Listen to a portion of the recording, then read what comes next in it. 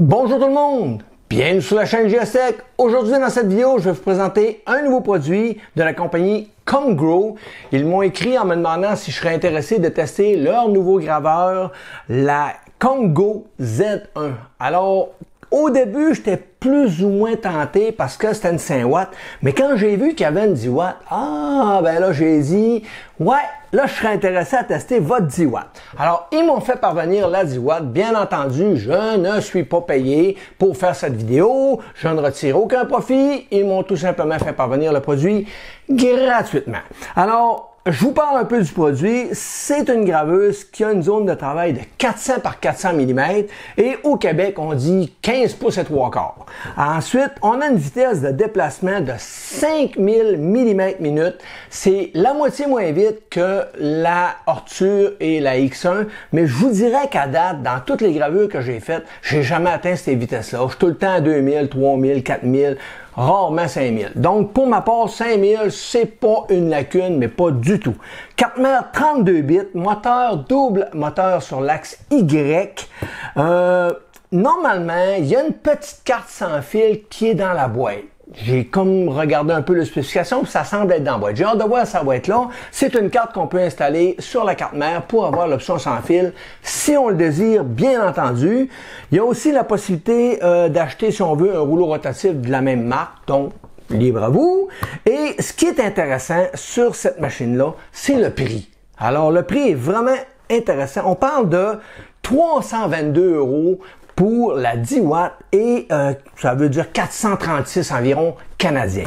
Et pour la 5 watts, on parle de 239 €, 324 $ canadiens. Donc, je suis vraiment curieux de la tester et de voir si on va avoir une aussi belle qualité que les autres que j'ai testées. Donc, c'est ma deuxième 10 watts. Je vais vraiment la comparer aussi avec la X-Tool pour voir si on a la même puissance de laser, car leur laser ont un nouveau système de focus qui fait que le rayon est vraiment toujours droit et non pas à l'angle. Alors, j'ai hâte de voir, on va l'essayer. On va tester ça. Donc, je fais les changements de caméra et on regarde qu'est-ce que ça donne pour le déballage. On est maintenant rendu au déballage de la boîte, alors on ouvre ça tout de suite. Ne vous faisons plus attendre. Et voilà. Alors, ça semble bien emballé. On a un styrofoam. Et voilà. Livre d'instructions qui semble assez bien détaillé. Oui, quand même bien détaillé. On va regarder ça. On a ici, bizarrement, on a ici un interrupteur de fin de course Creality. On ne sait pas. On va regarder ça. On a une boîte ici qui est l'alimentation. C'est la première fois que j'ai une graveuse laser qui arrive avec une alimentation aussi grosse que ça. On parle de 24 volts, 4 ampères, c'est quand même vraiment bien. Donc, on va vérifier ça. On a des petites plaquettes de test pour s'amuser à graver. Ensuite, le fameux laser. Le voilà. Et voilà. Alors, on a un très beau laser 10 watts. C'est écrit en dessous Dual LED. Alors, c'est le même principe que X-Tool. Ils ont mis deux lasers et avec un système de miroir, ils sont capables de focusser les rayons et avoir une puissance de 10 watts. Ensuite, on a le déflecteur ici qui est vissé, contrairement à tous les modèles que j'ai eus qui sont magnétiques. Alors lui, il est vissé. Peut-être plus tannant un peu lorsque ça va être le temps de nettoyer, mais sinon, c'est correct. On a petite courroie qu'on va mettre là. Un autre petite courroie qu'on va mettre ici aussi. On a un petit sac de visserie. Il n'y en a pas beaucoup, donc ça sera pas tellement compliqué à monter. On a toujours la petite câble USB pour brancher notre graveuse. On a encore ici des courroies, des petites clés et des attaches. Ensuite, on a les profilés qui sont toutes bien indiquées en millimètres, avec une belle règle en millimètres. Vraiment intéressant, qu'on va mettre de côté ici. On en a encore ici, avec une petite fin de course. Et on en a un autre dans le fond. Et voilà, qui est le plus gros. Qui est ici. Et on en a encore un autre dans le fond là. Qui est le devant de notre profilé. Ensuite, câble d'alimentation. Les petites lunettes. Bien entendu, les petites lunettes. Ce qu'on ne ferait pas sans lunettes. Notre petite clé USB, adapteur pour lire notre clé et la petite carte micro SD, excusez. Ensuite, on a ici les petites pattes avec des embouts en caoutchouc dessus, qu'on va mettre ici. On en a encore deux autres ici. Et voilà. On a la principale, le profilé principal qui est ici. Et voilà. On le sort ici, on a l'attache du laser. Les roues sont vraiment petites. On va regarder ça tantôt avec un autre plan de caméra. Et on a le boîtier de la carte mère. Et à ma grande déception, je crois qu'on n'a pas la petite carte sans fil. Alors je suis en peine. Nous n'avons pas la petite carte sans fil. Oh, que ma déception est énorme. Alors, on va être obligé d'en acheter une. Alors, c'est terminé pour la boîte. Et voilà. On met tout ça là et on garde l'assemblage. Alors, j'ai pas pu résister à l'envie de démonter le boîtier électronique et, à ma grande surprise et à ma grande joie, le module sans fil était déjà installé. C'est parce que j'avais regardé certaines vidéos sur le site et j'avais vu qu'il fallait installer soi-même le module. Et là, ils ont corrigé le tir, ils l'ont tout simplement installé. Alors, je suis très heureux. Ensuite, on voit maintenant nos nos moteurs qui sont ici, nos step moteurs qui sont branchés, le X et le Y. On a les deux moteurs du Y qui sont sur le même driver. Les drivers n'ont pas de radiateur. D'après moi, il n'y a pas vraiment de problème. Ça devrait pas tellement chauffer à des vitesses de 5000. Je crois pas que ce soit une problématique. Mais il y a toujours possibilité d'en rajouter si on le désire. Il y a de la place en masse dans le boîtier pour le faire. On a ensuite, je ne sais pas si vous allez bien le voir, mais si je tasse un petit peu le câblage, on voit ici qu'en dessous, ah non, je vais trop de misère à vous le montrer. En dessous, vous avez un emplacement pour mettre votre carte micro SD qui est ici. Alors, c'est par là qu'on va pouvoir flasher le firmware de notre carte contrôleur et aussi en même temps utiliser les fichiers qu'on a travaillés pour faire de la découpe. On peut les mettre directement là-dedans et les utiliser à partir de cet emplacement-là. Sinon, ben c'est pas mal ça qui résume la petite carte. Alors, je remonte tout ça et on continue la vidéo. Alors, je vais prendre quelques secondes pour vous montrer les petits trous, comment ils sont petites. C'est tout petit, tout petit, tout petit. Je ne sais pas pourquoi ils ont utilisé ce type de roue-là au lieu de prendre les roues qu'on est habitué, les standards de roues. Il y a sûrement une raison, je peux pas vous dire. Si vous le savez, écrivez-moi là dans la description de la vidéo. Comme ça, ça va me donner une idée parce que là, je sais pas si c'est pour être plus précis ou... Pourtant, je vois pas l'intérêt d'une petite roue, là. Sinon, ben, écrivez-moi là, parce que je sais vraiment pas pourquoi ils ont mis des aussi petits trous. On continue.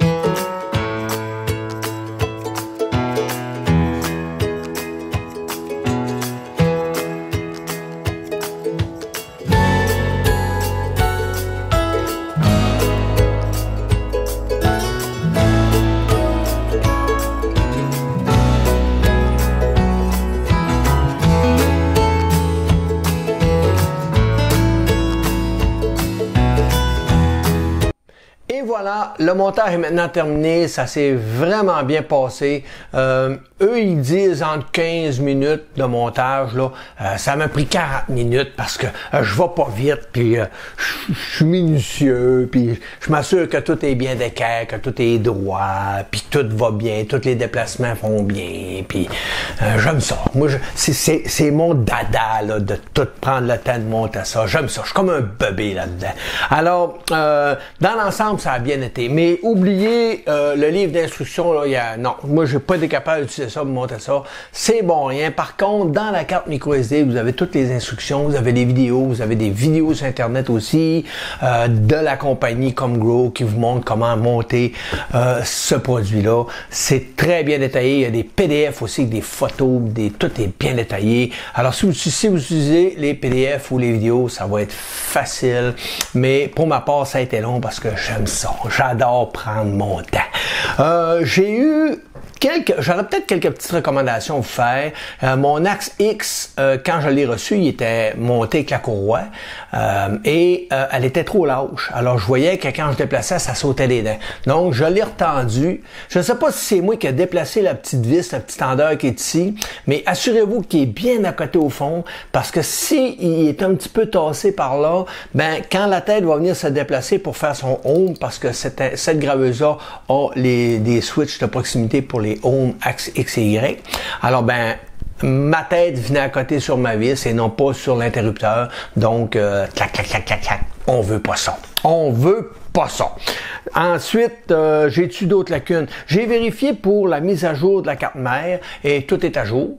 Et ce qui est le fun, la carte sans fil est dessus. Donc, elle a des belles options. Elle a le sans fil, elle a les ohms.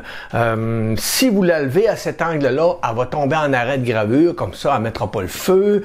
Elle a quand même des petites options de sécurité intéressantes, mais elle n'a pas le détecteur de fumée.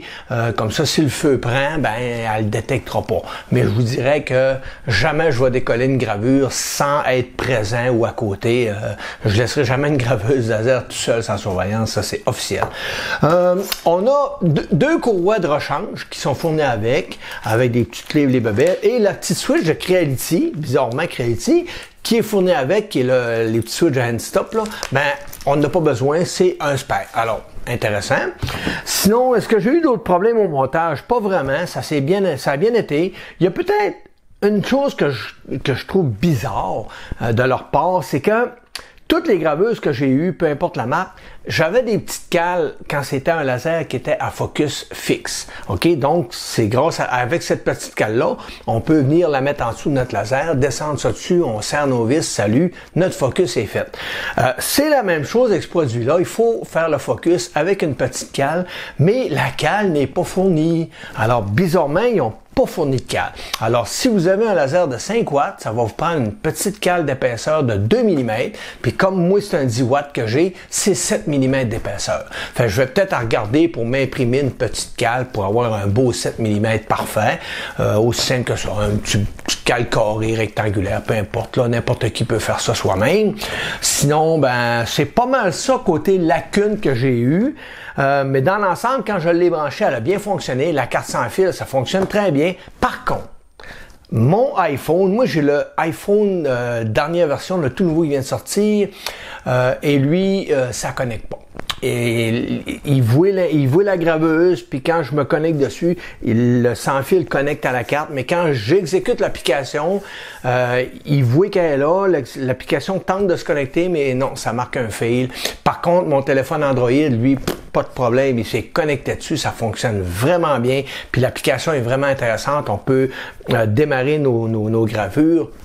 On a beaucoup de petites options vraiment intéressantes avec le sans-fil. Alors, je vais sûrement exploiter ça dans le futur pour essayer d'amener ça à un niveau plus intéressant. Je vais essayer de trouver pourquoi ça fonctionne pas. Je vais sûrement leur écrire pour leur demander comment ça se fait qu'avec mon cellulaire, avec mon iPhone, ça veut pas fonctionner. Mais dans l'ensemble, j'ai pas eu de problème. Quand je la branche sur mon ordinateur, ça fonctionne très bien. Light and Burn et Laser GRBL sont très bien compatibles et à date, elle se comporte bien. Alors là, je suis rendu à l'étape de faire des gravures et je vais sûrement vous les mettre en mode rapide pour pas que ça soit des vidéos trop longues. Puis après ça, on va faire le résumé de toutes ces gravures-là puis on va regarder comment ça s'est déroulé. Alors, On passe à la section gravure, puis on regarde qu'est-ce que ça donne.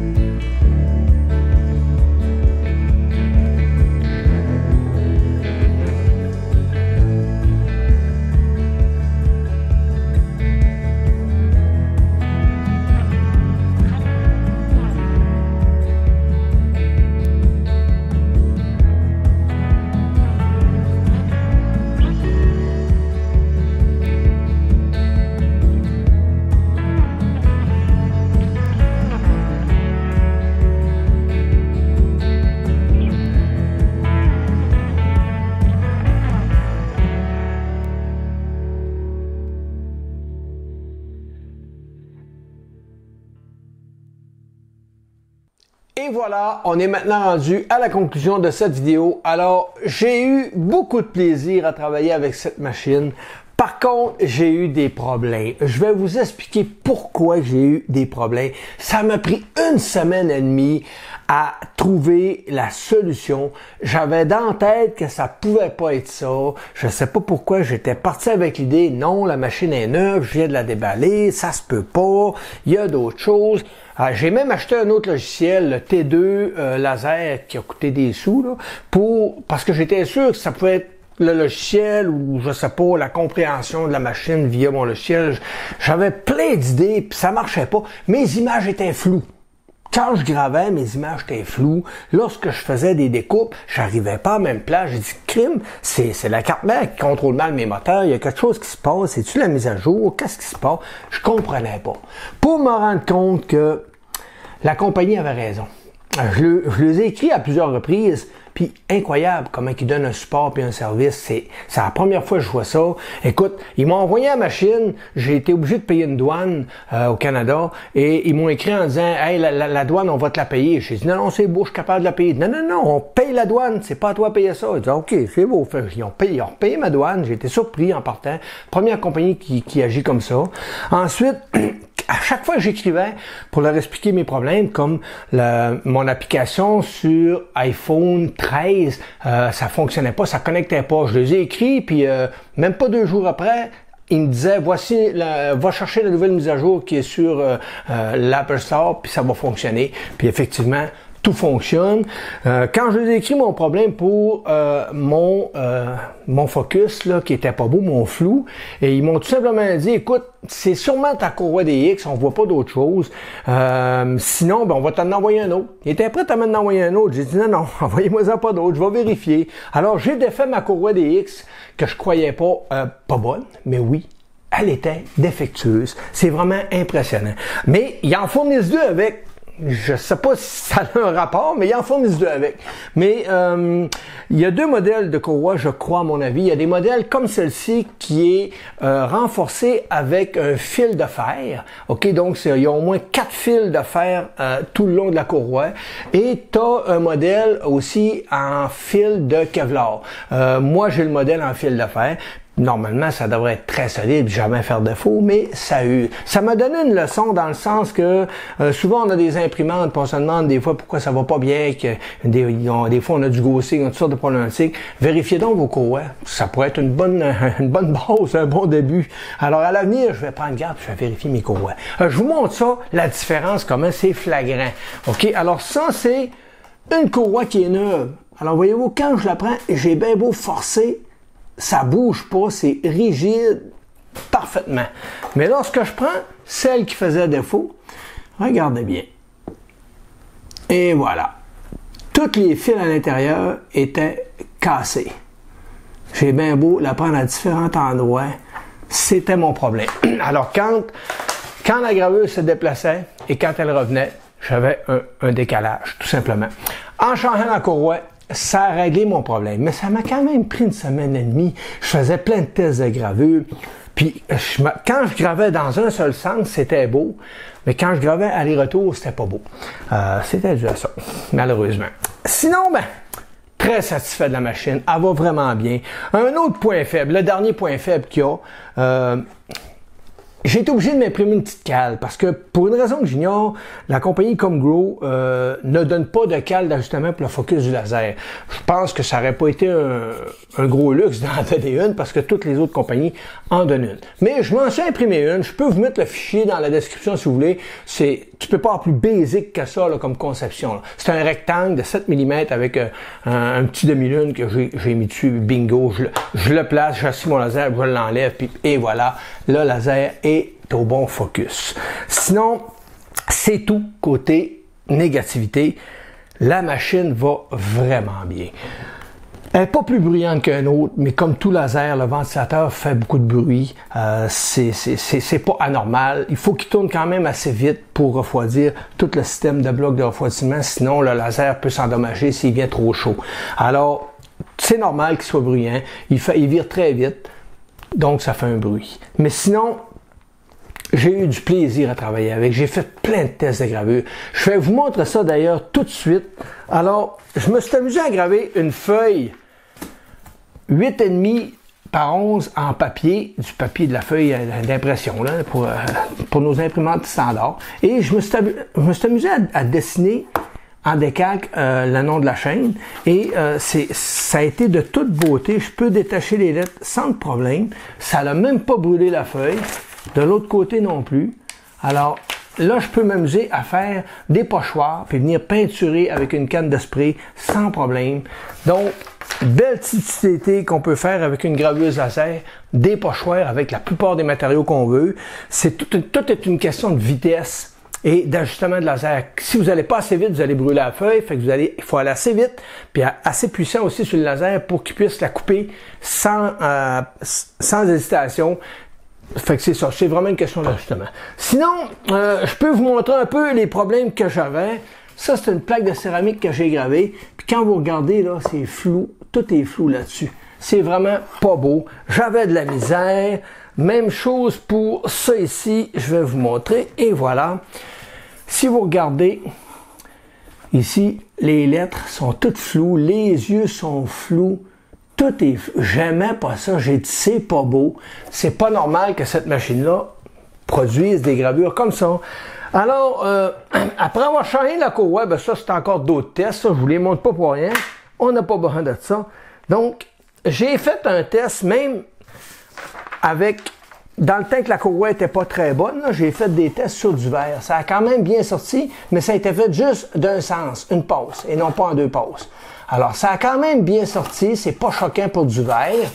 Alors, ça, c'est nettoyé tout, là. C'est ce que ça a sorti comme ça, là. Donc, je suis vraiment pas choqué du résultat.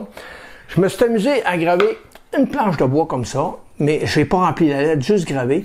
Et j'ai sablé les côtés pour enlever le noir, puis ça a donné quand même un résultat assez le fun. Mais j'aurais peut-être pu remplir les lettres, je vous le cache pas. Sinon, je je me suis amusé à faire de la petite gravure comme ça pour donner un genre d'effet illusion d'optique, là. Fait que ça a bien sorti, peut-être trop fort ici, là, dans ces places-là. J'étais peut-être fort un petit peu. Ça manquait d'amour, comme on dit. Sinon, j'ai testé. Au début, je me disais, je faisais mes coupures de bois, je disais, il me semble qu'elle manque de force. Là, je suis allé chercher ma X-Tool D1, c'était pire. C'était pas mieux, là. Je vous montre. Avec ma X-Tool D1, avec les paramètres que j'avais utilisés, j'ai fait cette coupe-là, OK? Puis ça, c'est la Comgo Z1. Alors, si on regarde en arrière, regardez la X-Tool, j'ai même pas... Tu vois qu'elle est moins puissante. L'autre, ça l'a coupé encore plus fort. Alors, j'avais des meilleurs résultats avec la Z1. Puis quand j'ai ajusté mes paramètres, ben, ça a quand même été parfait. Ce qui m'a permis de faire ça ici en une passe. C'est quand même 6,2 mm d'épais en une passe. Ça a très bien sorti. J'ai toutes les... Je vous les montre, là, mais j'ai toutes les petites lettres que ça a donné là. Alors, c'est magique pour ça. Ensuite, j'ai fait un test de gravure sur du bois avec une image que j'ai prise sur Internet. Et ça donne ça. Donc, le résultat est quand même très bon pour du bois, là. Normalement, quand tu n'as pas de couche de peinture en rien, c'est pas évident de faire ressortir du bois brun avec une image, mais ça a quand même été bien intéressant. C'est Tactique 3D qui m'a permis de faire cette gravure-là par rapport qu'il m'a désigné, il m'a retouché l'image. C'est vraiment important d'avoir des tons de blanc et de noir pour avoir une belle gravure. Sinon, je me suis amusé à faire un test de photo. Je vais être capable de photo et de vous la montrer en envers. Un test de photo, parce que ça, c'est une boîte d'imprimante. Ça a quand même sorti parfait. L'image, je vous la remonte. L'image est vraiment belle, mettre en envers. Alors, voyez-vous comment la qualité du lettrage est bonne, là. C'est vraiment clean, là. Ça, c'est une boîte de filament. J'ai peinturé ma boîte en blanc, puis j'ai tout simplement, on part la gravure. Sinon, le clou de la fin, je vais vous le montrer. Moi, j'ai fait ça ici aussi, là. Je vais vous le montrer, là. C'est une petite découpe que j'ai faite dans du bois. Ça a quand même très bien sorti. Et voilà, une passe. Donc, vous pouvez faire ce que vous voulez. C'est vraiment génial comme principe.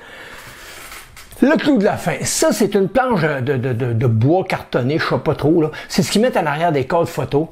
Et je l'ai peinturé en blanc. Mais le truc, je me suis rendu compte avec le temps que quand... lorsque je peinturais ma planche en blanc et en noir par après, deux couches, une couche de blanc, une couche de noir, puis que j'attendais trop longtemps, j'avais pas des beaux résultats. Je vais vous les montrer les résultats que ça me donnait. J'étais pas capable d'aller chercher comme il faut mes tons de gris parce que la peinture devenait trop dure à brûler. Alors, j'ai tout simplement peinturé le blanc. J'ai attendu 15 minutes, 20 minutes qu'il soit sec un peu. Et j'ai repeinturé le noir par-dessus. J'ai attendu 20 minutes, une demi-heure que le noir soit sec. Puis j'ai parti ma gravure tout de suite. Regardez ce que ça a donné. C'est de toute beauté. On voit les beaux dégradés de gris, de noir, les reflets, tout est là.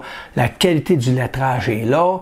Alors, vraiment, vraiment satisfait de cette gravure. C'est vraiment, ça fait, depuis le début, je vous le dis, hein, tout est une question de comment on applique, qu'est-ce qu'on utilise, quel matériau qu'on utilise. C'est très simple de faire de la gravure, mais ça reste quand même compliqué lorsqu'on ne comprend pas certains petits principes de base. Je vais essayer dans le futur de vous faire des vidéos pour vous donner des petits trucs, des petits conseils, certains produits à utiliser qui vont vous permettre de vous aider, comment aussi manipuler vos logiciels. Je vais regarder dans des prochaines vidéos plus tard là, pour vous sortir de quoi de vraiment intéressant qui va vous aider à améliorer vos gravures. Alors, c'est pas mal ce qui m'a fait à la vidéo. Je suis vraiment satisfait du produit, très content de l'avoir en ma possession.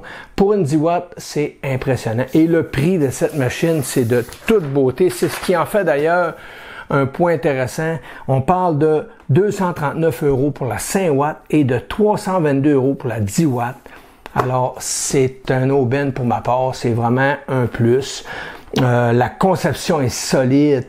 Tout est parfait, j'ai rien à redire. Comme je vous dis, si ça n'aurait pas été de la courroie au début qui m'a donné du fil à retordre, cette vidéo-là serait sortie il y a 2 semaines. C'est à ce point-là.